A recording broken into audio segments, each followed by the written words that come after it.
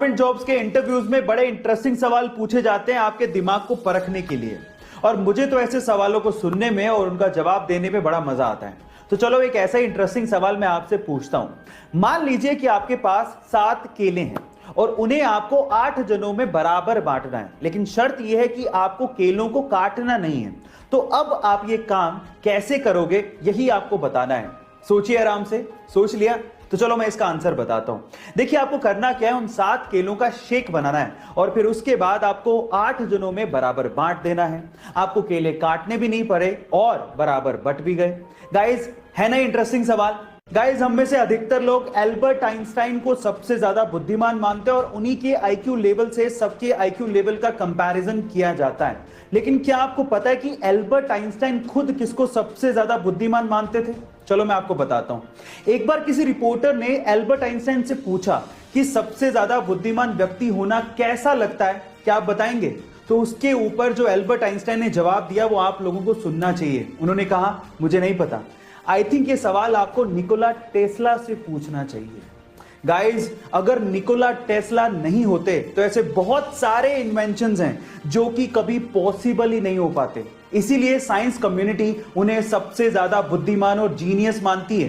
Guys, आपका इसके बारे में क्या ख्याल है? चैट सेक्शन में जरूर लिखिएगा। भाई साहब, क्या फीयरलेस खिलाड़ी है ये। अपने पहले ही इंटरनेशनल मैच में 50 ठोक दी। नाम है ईशान किशन।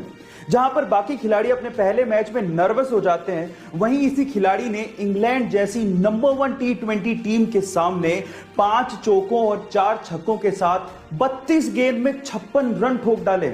ऐसे फीयरलेस खेलते हुए मैंने आज से पहले कभी किसी को नहीं देखा। लगता है टीम इंडिया को विराट कोहली जैसा एटीट्यूड रखने वाला एक और बंदा मिल गया है। आपका ईशान किशन के खेल के बारे में क्या कहना है? चैट सेक्शन में जरूर लिखेगा। कोई भी चीज एक दिन में नहीं होती, लेकिन एक दिन जरूर होती है अगर आप कंसिस्टेंसी और फोकस रखते हो तो। चलो मैं आपको एग्जांपल देता हूं।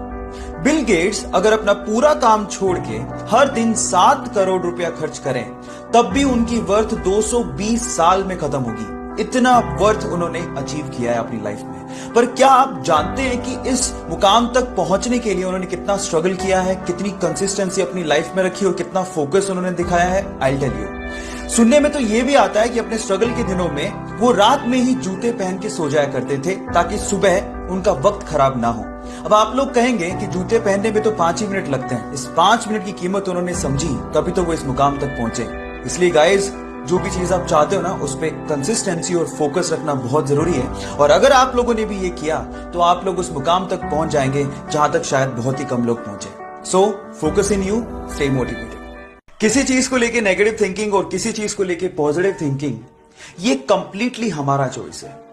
मेरा ऐसा 100% बिलीव है that we are the curator of our thought process guys. इसको लेके मुझे एक मॉन्क की बात याद आती है। उसका कहना था कि कोई भी चीज अच्छी या बुरी नहीं होती, वो डिपेंड करता है कि हम उसे कैसे यूज करते हैं। जैसे कि ये बोतल, अब आप पे डिपेंड करता है कि आप इस बोतल में पानी भरते हैं या पॉइजन। गाइस, आपका माइंड भी ऐसे ही, इस खाली बोतल के जैसे।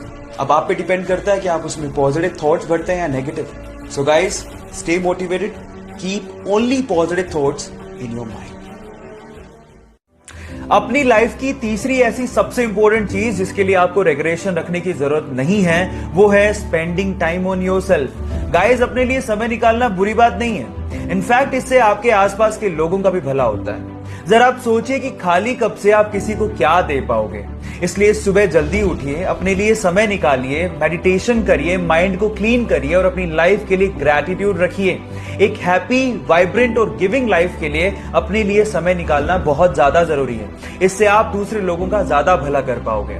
बाकी बचे हुए रीजंस के लिए मुझे फॉलो करना मत भूलिएगा। Till then guys, stay connected, stay motivated. सपने तो शायद हम भी बहुत बड़े देखते हैं, लेकिन मुसीबतों और बहानों के आगे हमारे सपने घुटने टेक देते हैं।